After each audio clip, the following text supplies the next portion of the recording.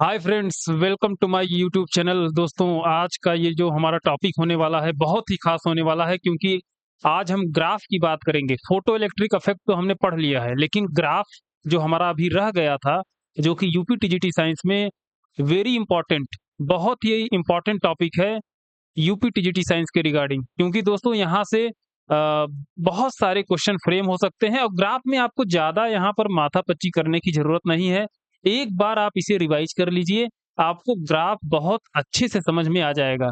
तो दोस्तों, बढ़ते हैं अपने टॉपिक की तरफ बिना लेट किए हुए। तो जो ग्राफ को समझने से पहले 2 चीज़ें बहुत आवश्यक है दोस्तों। ये जानना कि हमारी फ्रीक्वेंसी और इंटेंसिटी किस पर डिपेंड करती है। ये दोनों चीज़ें समझना बहुत आवश्यक है, क्योंकि इसके समझे बिना हम ग्राफ को प्लॉट नहीं कर सकते। तो एक बार मैं ये सारी चीज़ें बता रहा हूँ। यहाँ पर मैं कुछ मेरे पीपीटीज़ हैं, आप देख सकते हैं और बहुत आसानी से इसे आप ग्रास्प कर सकते हैं, ईज़िली इसे आप रिवाइज़ कर सकते हैं। पिछला जो कॉन्सेप्ट है, आज आपका वो रिवाइज़ भी हो जाएगा। तो दोस्तों, आप यहाँ पर देख पा रहे होंगे जो कि फ्रीक्वेंसी है, फ्रीक्वेंसी जो है वो हमारा जैसे-जैसे बढ़ता है, वो एनर्जी या फोटॉन भी हमारी बढ़ती जाती है। कैसे दोस्तों? हम जानते हैं कि जो फोटॉन की एनर्जी होती है, जो फोटॉन की एनर्जी होती है, वो किस पर डिपेंड करती है? वो फ्रीक्वेंसी पर डिपेंड करती है। तो जैसे-जैसे फ्रीक्वेंसी बढ़ेगी, वैसे एनर्जी जो फोटॉन की बढ़ती चली जाएगी। और यहाँ पर आप दोस्तों जानते हैं फोटो इलेक्ट्रिक इफेक्ट में कि जो फोटॉन की एनर्जी होती है, वो work function plus kinetic energy, जो कि मैक्सिमम काइनेटिक एनर्जी होती है, उस पर डिपेंड करती है। जैसे-जैसे हमारा फोटॉन की एनर्जी बढ़ेगी, फ्रीक्वेंसी बढ़ेगी, फोटॉन की एनर्जी बढ़ेगी और फोटॉन की एनर्जी जब बढ़ेगी, तो दोस्तों जो फोटो इलेक्ट्रॉन्स निकल रहे हैं, उसकी काइनेटिक एनर्जी भी, जो मैक्सिमम काइनेटिक एनर्जी वाला इलेक्ट्रॉन होगा, उसकी काइनेटिक एनर्जी भी बढ़ती चली जाएगी। अगर काइनेटिक एनर्जी बढ़ता चला गया, तो उसको रोकने के लिए, स्टॉप करने के लिए हमें ज़्यादा नेगेटिव पोटेंशियल अप्लाई करना पड़ेगा और उसी को हम कहते हैं स्टॉपिंग पोटेंशियल। और हमारा जो स्टॉपिंग पोटेंशियल होगा, वो भी बढ़ता चला जाएगा, यानी कि जो स्टॉपिंग पोटेंशियल एनर्जी होगी, हमारी बढ़ती चली जाएगी। तो दोस्तों, एक तरीके से हम कह सकते हैं जो हमारा फ्रीक्वेंसी है, वो कैसा क्वांटिटी है? एनर्जी पर डिपेंडेंट क्वांटिटी है, ऊर्जा पर निर्भर करने वाला क्वांटिटी है। फ्रीक्वेंसी बढ़ेगा, फोटॉन की एनर्जी बढ़ेगी और फोटॉन की एनर्जी जब बढ़ेगी, तो वो काइनेटिक एनर्जी, फोटो इलेक्ट्रॉन्स की जो एमिटेड इलेक्ट्रॉन्स हैं, उनकी काइनेटिक एनर्जी बढ़ जाएगी और उस kinetic energy, maximum kinetic energy वाले इलेक्ट्रॉन को रोकने के लिए हमें ज़्यादा नेगेटिव पोटेंशियल अप्लाई करना पड़ेगा। इसलिए स्टॉपिंग पोटेंशियल भी बढ़ जाएगा। तो हम कहते हैं कि स्टॉपिंग पोटेंशियल भी बढ़ जाएगी, स्टॉपिंग पोटेंशियल एनर्जी भी बढ़ जाएगी, क्योंकि हमें उस मैक्सिमम काइनेटिक एनर्जी वाले इलेक्ट्रॉन को रोकने के लिए हमें ज़्यादा पोटेंशियल की ज़रूरत पड़ेगी। तो दोस्तों, एक तरीके से हम कह सकते हैं कि फ्रीक्वेंसी हमारा जो क्या है, एनर्जी डिपेंडेंट क्वांटिटी है। अगर हम बात करें इंटेंसिटी की, तो हम इंटेंसिटी जानते हैं दोस्तों। इंटेंसिटी का फ़ॉर्मूला क्या होता है? आप जानते हैं, इंटेंसिटी इक्वल्स टू होता है total energy, total energy falling per unit time per unit surface area. यही क्या होता है हमारा? यही होता है इंटेंसिटी का फ़ॉर्मूला होता है। इतना तो हम समझ गए। अब आप जानते होंगे दोस्तों कि ये जो इंटेंसिटी है, ये जो एनर्जी है, ये वो जो रेडिएशन की एनर्जी जो होती है, तो वो क्या होती है? NHF के बराबर होती है, अगर उसमें n फोटॉन्स हैं। तो यहाँ से आप देखें, तो अगर हम फ्रीक्वेंसी को कांस्टेंट कर लें, h तो हमारा कांस्टेंट है, a भी एक कांस्टेंट है, t भी क्या है हमारा? एक्सटर्नल फैक्टर है, टाइम है, a भी एक्सटर्नल फैक्टर है। ये सारी चीज़ें अगर हम एक सीमित और कांस्टेंट मान लेते हैं, तो हमारा इंटेंसिटी जो होता है सीधे-सीधे किस पर निर्भर करता है? n पर निर्भर करता है, जो कि हमारा है नंबर ऑफ फोटॉन्स पर निर्भर करता है। यानी कि दोस्तों, अगर इंटेंसिटी बढ़ाएँ हम, तो जो फोटॉन्स की संख्या है वो भी बढ़ती चली जाएगी। अगर फोटॉन्स ज़्यादा बढ़ गए, तो जो इलेक्ट्रॉन निकलेंगे मेटल सरफेस से बाहर, उसकी भी संख्या क्या होगी? ज़्यादा बढ़ जाएगी। अगर इलेक्ट्रॉन्स एमिटेड इलेक्ट्रॉन्स की संख्या ज्यादा बढ़ गई तो सेचुरेशन करंट की जो अमाउंट है वो भी बढ़ जाएगी, सेचुरेशन करंट की जो वैल्यू है वो भी बढ़ जाएगी। ये कैसे होता है दोस्तों, एक बार थोड़ा सा आप इसे समझने का प्रयास करिएगा। जैसे अगर मान लेते हैं कि 20 फोटॉन 20 फोटॉन किसी लाइट रेडिएशन से फॉल कर रहे थे किसी मेटल सरफेस पर, और अब वो कितने फॉल कर रहे हैं, 40 फॉल कर रहे हैं। पहले 20 फॉल करते थे, 20 नंबर ऑफ इलेक्ट्रॉन एमिट होते थे, अब 40 फॉल कर रहे हैं तो 40 नंबर ऑफ इलेक्ट्रॉन एमिट होंगे, निकलेंगे उस मेटल सरफेस से, धातु की सतह से 40 इलेक्ट्रॉन निकलेंगे।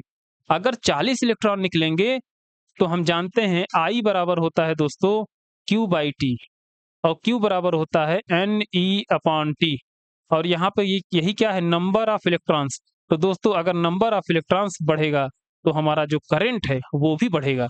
इसीलिए इंटेंसिटी जो होता है दोस्तों, जब फ्रीक्वेंसी कांस्टेंट हो तो इंटेंसिटी जो होता है वो एक नंबर डिपेंडेंट क्वांटिटी होता है, यानी कि वो नंबर ऑफ फोटॉन्स पर निर्भर करता है, और नंबर ऑफ फोटॉन्स अगर बढ़ेंगे तो नंबर ऑफ इलेक्ट्रॉन बढ़ेगा, नंबर ऑफ इलेक्ट्रॉन बढ़ेगा तो हमारा करंट बढ़ेगा।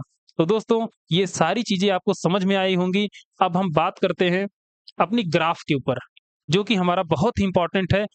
आपको इस बार हो सकता है कि टीजीटी साइंस में ये क्वेश्चन देखने को मिल जाए। तो दोस्तों जो हमारा पहला ग्राफ है, आप इसे देखिए यहाँ पर। अगर हमने क्या कहा, इंटेंसिटी कैसा है, इंटेंसिटी किस पर डिपेंड करता है, नंबर डिपेंडेंट क्वांटिटी है, यानी कि इंटेंसिटी जो है वो नंबर ऑफ फोटॉन्स पर निर्भर करता है। नंबर ऑफ फोटॉन्स बढ़ेंगे तो नंबर ऑफ इलेक्ट्रॉन्स, जो एमिटेड इलेक्ट्रॉन्स है वो बढ़ जाएगा, और करंट भी हमारा क्या होगा दोस्तों, बढ़ जाएगा। तो करंट और नंबर, ये जो इंटेंसिटी, ये दोनों क्या होते हैं, ये दोनों के बीच कैसा ग्राफ मिलता है, स्ट्रेट लाइन मिलता है। कैसा मिलता है दोस्तों, ये दोनों के बीच कैसा ग्राफ मिलता है, स्ट्रेट लाइन मिलता है। ठीक है दोस्तों, इन दोनों के बीच स्ट्रेट लाइन ग्राफ मिलता है। अब हम आ जाते हैं दोस्तों इंटेंसिटी, ये जो है इंटेंसिटी स्टॉपिंग पोटेंशियल पर कैसे डिपेंड करता है। इंटेंसिटी स्टॉपिंग पोटेंशियल पर क्या डिपेंड करता है, हमने बताया था दोस्तों, मैंने अभी पहले बताया कि जो हमारा स्टॉपिंग पोटेंशियल होता है वो एनर्जी डिपेंडेंट क्वांटिटी है, वो तो फ्रीक्वेंसी पर निर्भर करता है। चाहे हम जितनी इंटेंसिटी बढ़ा लें, अगर पोटेंशियल इंटेंसिटी पर डिपेंड नहीं करता तो उसकी वैल्यू में चेंज नहीं आएगा। इसलिए दोस्तों यहाँ पर कैसा आपको मिलेगा, स्ट्रेट लाइन तो मिलेगा, लेकिन कैसा होगा, कांस्टेंट होगा, मतलब कोई भी चेंज नहीं मिलेगा। कैसे आपको पकड़ना है, स्टॉपिंग पोटेंशियल क्या होता है, यहाँ पर आप देखिए, स्टॉपिंग पोटेंशियल दोस्तों होता है एक हमारा नंबर डिपेंडेंट क्वांटिटी है। कैसा है, स्टॉपिंग पोटेंशियल क्या होता है दोस्तों, एनर्जी डिपेंडेंट क्वांटिटी होती है, और इंटेंसिटी जो होती है वो हमारा नंबर डिपेंडेंट क्वांटिटी होता है। यानी कि फ्रीक्वेंसी हमेशा एनर्जी पर डिपेंड करेगी और इंटेंसिटी हमेशा नंबर पर डिपेंड करेगी। कब, जब हमारा फ्रीक्वेंसी क्या हो, कांस्टेंट हो। तो यहाँ पर आप देख पाएंगे, यहाँ पर आप देख सकते हैं कि जो इंटेंसिटी है नंबर डिपेंडेंट है, और ये जो स्टॉपिंग पोटेंशियल है एनर्जी डिपेंडेंट है, एक दूसरे पर बिल्कुल नहीं डिपेंड कर रहा है। तो क्या होगा, कितना भी हम इंटेंसिटी बढ़ाएंगे स्टॉपिंग पोटेंशियल में कोई चेंज नहीं होगा, यहाँ हो यहाँ हो यहाँ हो, स्टॉपिंग पोटेंशियल की वैल्यू वही की वही मिलेगी। ठीक है दोस्तों, इसका मतलब है कि कोई भी चेंज नहीं मिल रहा है स्टॉपिंग पोटेंशियल में, चाहे जितना हम इंटेंसिटी बढ़ा ले, चाहे जितनी संख्या बढ़ा ले फोटॉन्स की। अब बात करते हैं दोस्तों, अगर हम फ्रीक्वेंसी और करंट के बीच ड्रॉ करें, करंट क्या है, नंबर डिपेंडेंट क्वांटिटी है, फ्रीक्वेंसी क्या है, एनर्जी डिपेंडेंट क्वांटिटी है। तो क्या एक दूसरे पर निर्भर कर रहा है, नहीं, नहीं निर्भर कर रहा है। तो क्या होगा, स्ट्रेट लाइन मिलेगा, कांस्टेंट वाला मिलेगा। ठीक है दोस्तों, आप यहाँ पर इसका ग्राफ देख पाएंगे, इतना भी फ्रीक्वेंसी हम बढ़ा लें उसकी जो वैल्यू है करंट की वो बढ़ेगी नहीं। क्यों, क्योंकि फ्रीक्वेंसी करंट पर निर्भर नहीं करता है। ठीक है दोस्तों, अब बात करते हैं इंटेंसिटी की। इंटेंसिटी और काइनेटिक एनर्जी, जो जिस इलेक्ट्रॉन की मैक्सिमम काइनेटिक एनर्जी है, काइनेटिक एनर्जी और इंटेंसिटी की अगर हम ग्राफ प्लॉट करें तो काइनेटिक एनर्जी, एनर्जी ही एनर्जी डिपेंडेंट है, और इंटेंसिटी क्या है, नंबर डिपेंडेंट है, क्या एक दूसरे पर निर्भर करेंगे? नहीं। तो ग्राफ कैसा होगा? समझ गए ना दोस्तों? तो ये सारी चीज़ें आपको समझना है कि कौन सी क्वांटिटी कैसी है, कौन सी क्वांटिटी किस पर डिपेंड करती है, इतना आपको समझ लेना है। ये कैसे समझेंगे? इस स्लाइड से समझेंगे। इस स्लाइड से आप समझ पाएँगे कि फ्रीक्वेंसी क्या है हमारा, एनर्जी डिपेंडेंट क्वांटिटी है, इंटेंसिटी क्या है हमारा, नंबर डिपेंडेंट क्वांटिटी है। ठीक है दोस्तों? तो ये एनर्जी पर डिपेंड करेगा, इंटेंसिटी हमेशा इन नंबर पर डिपेंड करेगा। एक दूसरे पर ये लोग डिपेंडेंट नहीं होते हैं। इसीलिए ग्राफ इनका आप प्लॉट करते हैं, ठीक है? कहीं पर स्ट्रेट लाइन डायरेक्टली प्रोपोर्शनल होता है और कहीं पे ये सब क्या मिलते हैं, कांस्टेंट आपको मिलते हैं। ठीक है दोस्तों?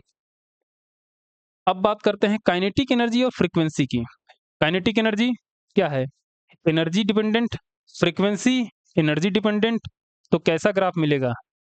ये मिलेगा दोस्तों, ऐसा ग्राफ मिलेगा। ठीक है? तो यहाँ से क्यों शुरुआत हुई है ग्राफ? एक बार इस पर ध्यान दे लेंगे। यहाँ से इसलिए शुरू हुई है क्योंकि जो काइनेटिक एनर्जी बढ़ना शुरू होगा, काइनेटिक एनर्जी बढ़ना शुरू होगा, वो कट ऑफ फ्रीक्वेंसी यानी कि थ्रेशोल्ड फ्रीक्वेंसी के बाद से शुरू होगा। जैसे एनर्जी जो होती है फोटॉन की, एनर्जी जो होती है फोटॉन की दोस्तों, वो बराबर होता है work function plus kinetic energy maximum. ठीक है दोस्तों? यही वर्क फंक्शन क्या होता है? H F not. अगर जो फ्रीक्वेंसी है एफ नॉट से ज़्यादा होगी, तभी तो जो एक्स्ट्रा एनर्जी होगी वो काइनेटिक एनर्जी के रूप में मिलेगी इलेक्ट्रॉन को। और उसके पहले हमें कोई ग्राफिकल रिप्रेजेंटेशन देखने को नहीं मिल रहा है कट ऑफ फ्रीक्वेंसी के पहले। क्यों? क्योंकि उसके पहले कोई भी एमिशन नहीं हो रही है। अगर एमिशन नहीं होगा, इलेक्ट्रॉन का एमिशन नहीं होगा, यानी कि काइनेटिक एनर्जी क्या होगी? जीरो होगी। इलेक्ट्रॉन की एमिशन ही नहीं हो रहा है, इसका मतलब क्या है? काइनेटिक एनर्जी जीरो है। ठीक है? काइनेटिक एनर्जी कब बढ़ना शुरू हो रही है?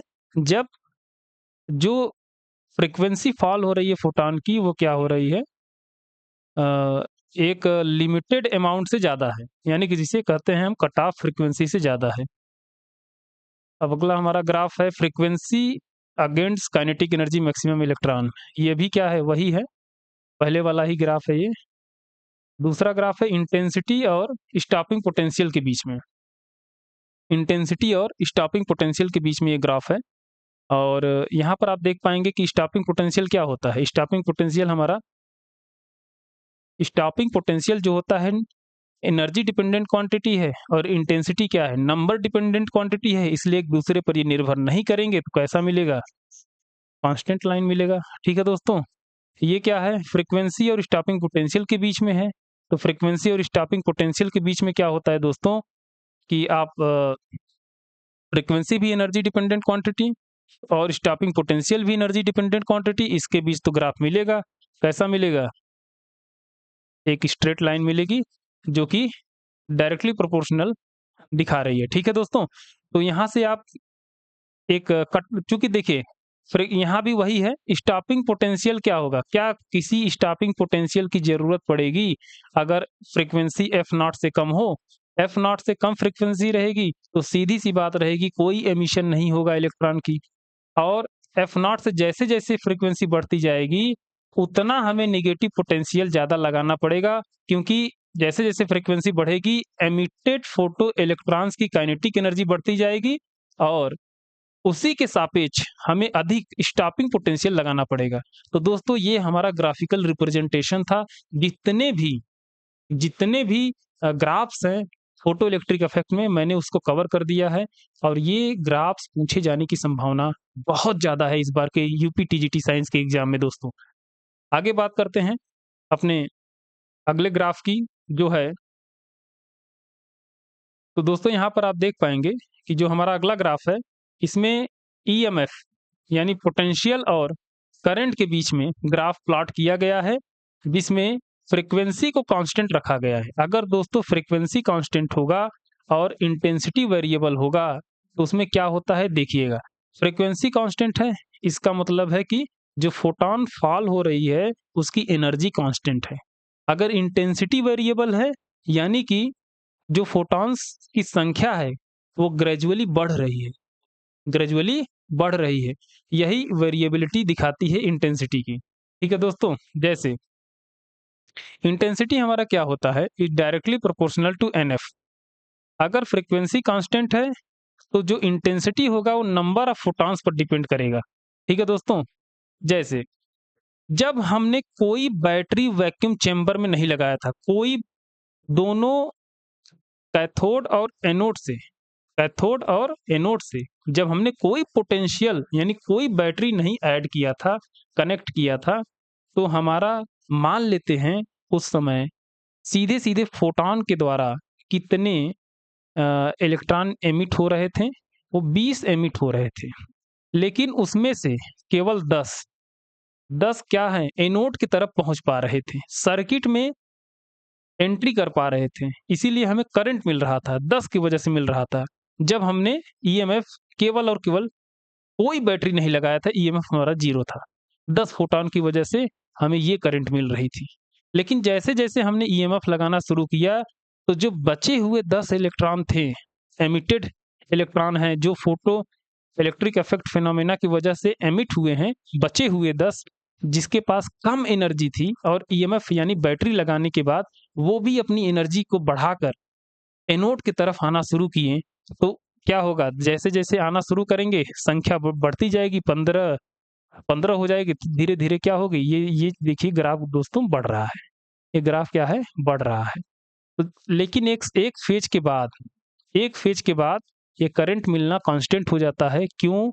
क्योंकि जो जितने फोटो इलेक्ट्रॉन्स एमिट हुए थे, वो सारे के सारे सर्किट में आ जाते हैं। अब कोई भी फोटो इलेक्ट्रॉन्स नहीं बचे होते हैं, जिसकी वजह से हमें करंट मिले। ठीक है दोस्तों? तो अब हम चाहे जितना ईएमएफ बढ़ा दें, हमें करंट क्या मिलेगा? कांस्टेंट मिलेगा। दूसरा केस देखते हैं। अब इस केस के लिए दूसरा केस देखते हैं दोस्तों। ये जो I1 इंटेंसिटी वाली है, वही है। इसके लिए भी हमने क्या किया है, नंबर ऑफ फोटॉन्स बढ़ा दिया। पहले 20 इलेक्ट्रॉन एमिट हो रहे थे, अब क्या है, नंबर ऑफ फोटॉन बढ़ गए।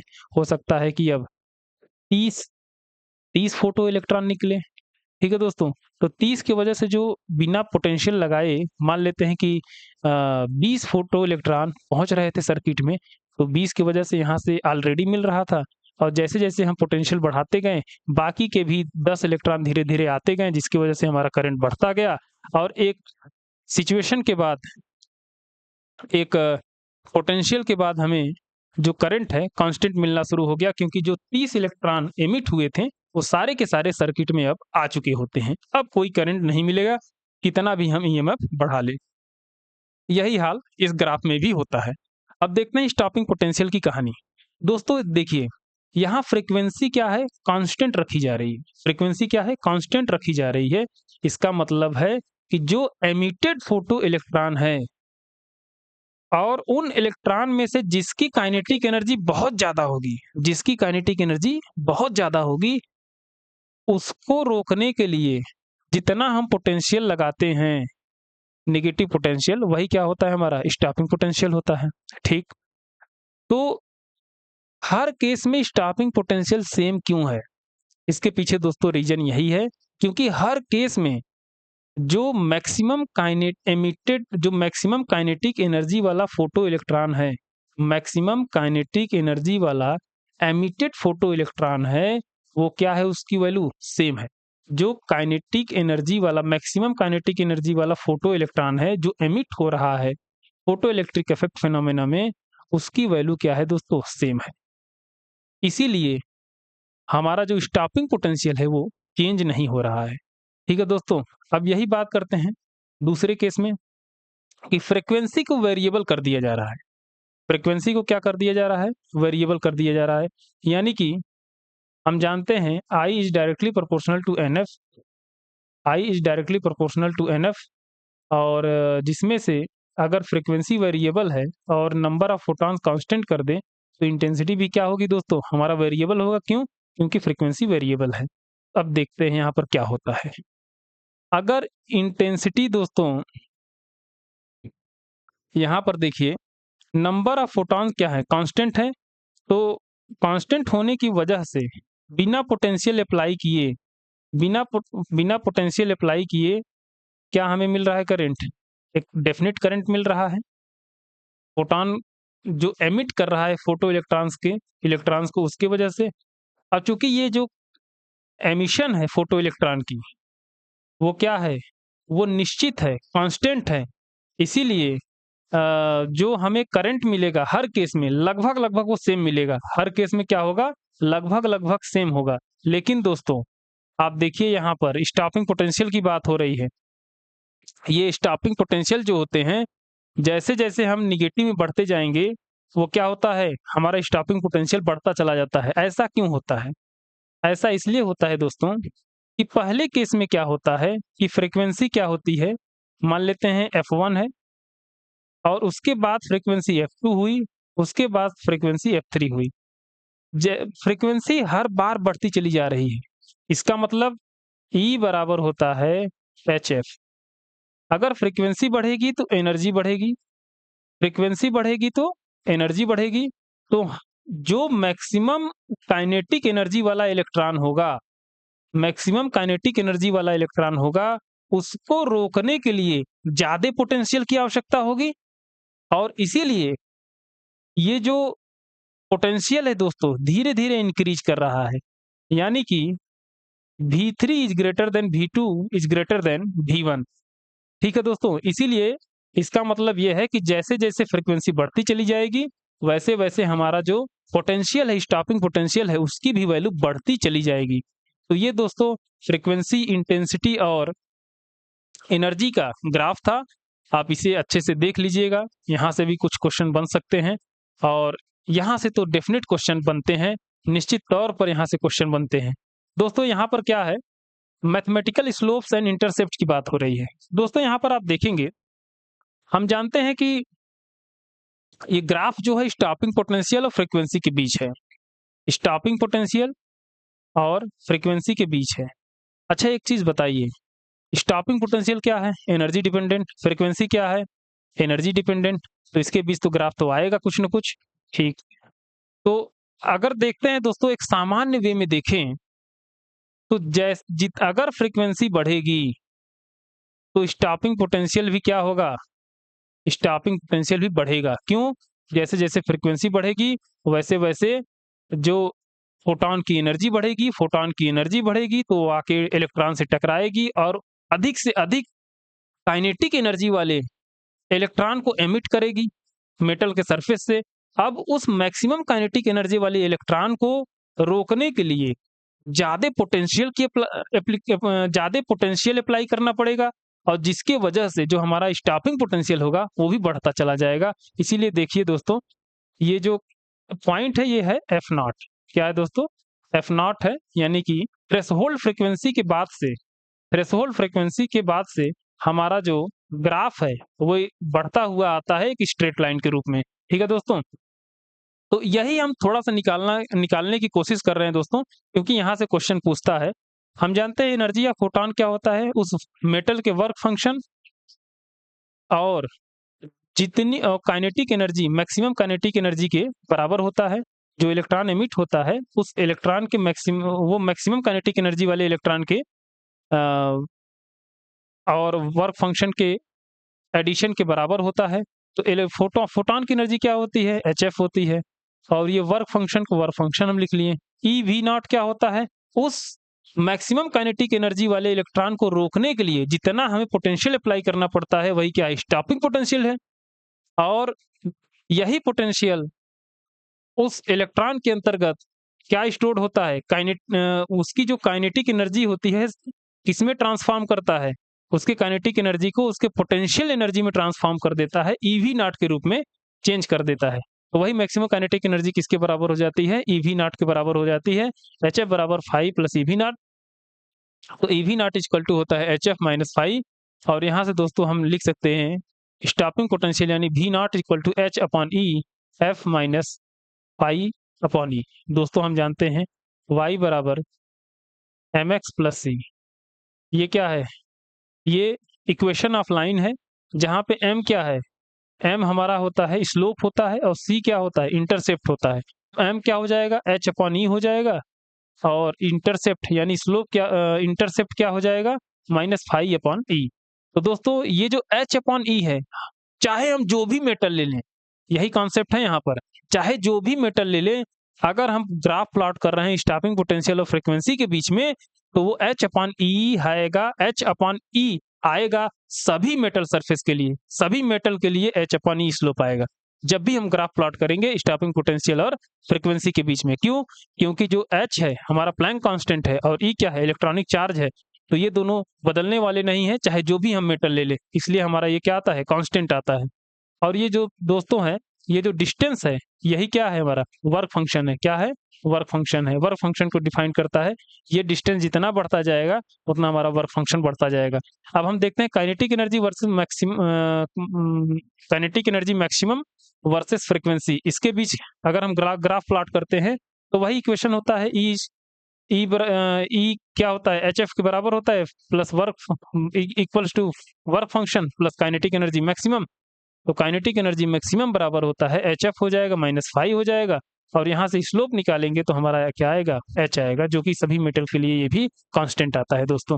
कब? जब काइनेटिक एनर्जी और फ्रीक्वेंसी के बीच में ग्राफ प्लॉट होती है। ठीक है दोस्तों, स्लोप कितना आता है, एच आता है, सभी मेटल सरफेस के लिए सेम आएगा। तो दोस्तों आशा करते हैं कि आपको ये सारी चीजें समझ में आई होंगी।